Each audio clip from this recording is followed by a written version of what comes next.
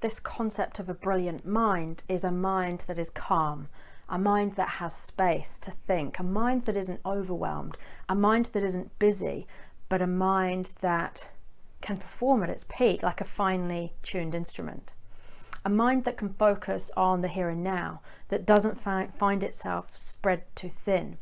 A mind that is in the present and can access a state of flow, can perform deep work. The mind is so important, right? It impacts everything we do. What we think becomes how we feel, and that becomes how we act, or our results that we get.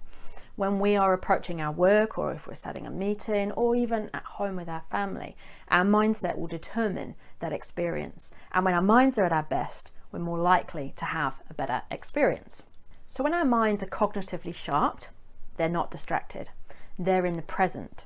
And they're also able to access this state of flow. So flow is a state that is often described as being at one with the task at hand. Often people in flow will tell you that they lose track of time. They are not aware of other things going on around them because they are so absorbed in what they're doing. They are present, they are content. And it's a state in which our energy and our productivity generally increases as well. So there was a 10-year McKinsey study done in this space around the impacts of flow and being in a flow state on our productivity.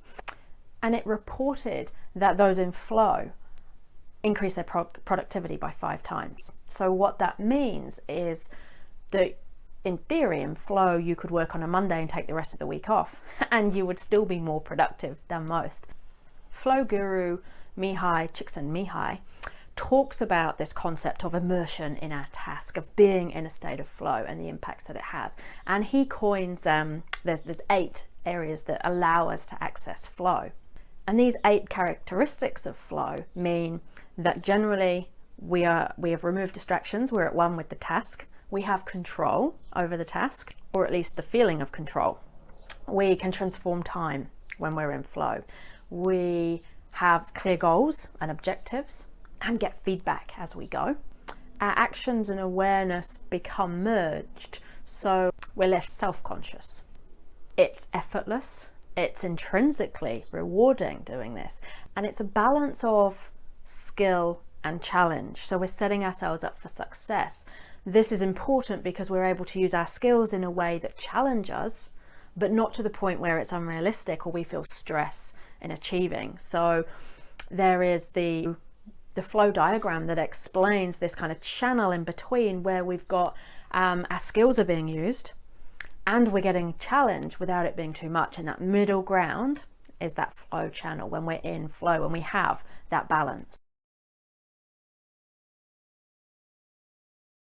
So to create flow, make sure you're using your strengths in a way that challenges you and stretches you, but realistically, and doesn't provide stress in that space by being too challenging or outside of your skill set.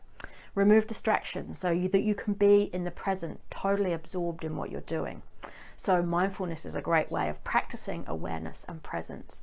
And when we're in a flow state, we of course are being mindful as well, because we're in the present, we're on one task in one moment. And developing healthy habits also helps us prepare for a flow state. So having enough sleep, our nutrition, our exercise, all of that stuff helps us then tap into this state of mindfulness that then impacts our flow of what we're doing and the immersion that we have in our task, but also the productivity we then achieve in terms of execution of that task. It makes sense, right, that if all of our energy and focus is on one thing, we do a better job of it than if we're multitasking across many things and trying to split that same amount of energy and focus across many areas.